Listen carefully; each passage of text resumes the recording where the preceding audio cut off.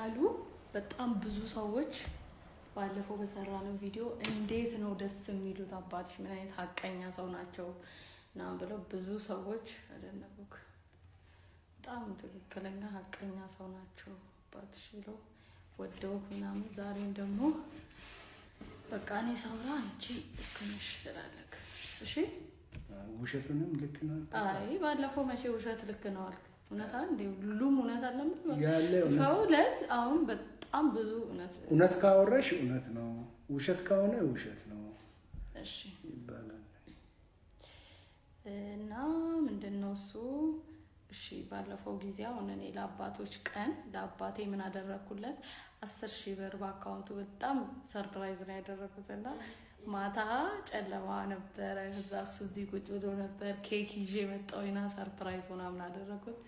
በጣም ደስ ብሎት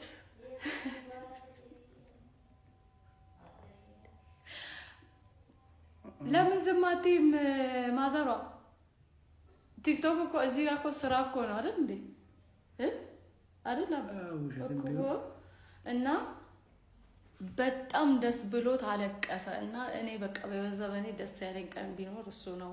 አባቴን ሰርፕራይዝ አደረኩት ለአባቶች ቀን። እና ምን ተሰማ ከዛን ቀን?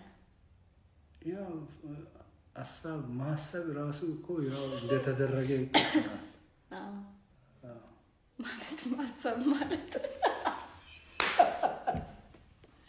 አላደረገችም ምንም ወይ ማሰብ ነው የጀመርኩት። ለምን እንደሆነ ታውቃለህ?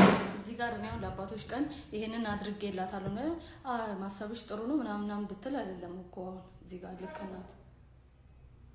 ናት ያው ምናምን እንድትል ነው። ለምን ያለው ነገር ይሄ 10,000 ብር ካታመጣሽ አንቺ አይደለም። እነሱ ምን ያውቃሉ? እነሱ እኮ የሚያውቁት ነገር የለም። አባባ ቪዲዮ ነው ጀመርኩ። በቃ ልክ ናት። አዎ ወይኔ ልጄ በጣም ተሰማኝ፣ በጣም አለቀስኩ፣ ደስ አለኝ ምናምን በል ችግር የለውም።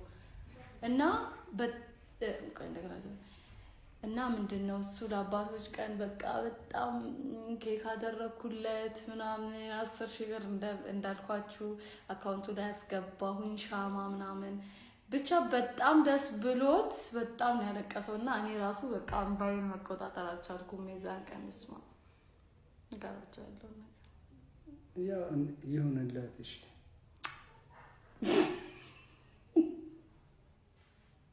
ያው ልክ ነው በቃ እሺ። እንደዛ አይደለም ልክ ነው። በጣም አለቀስኩኝ። ኧረ አለቀስኩም። ለምን እለቅሳለሁ?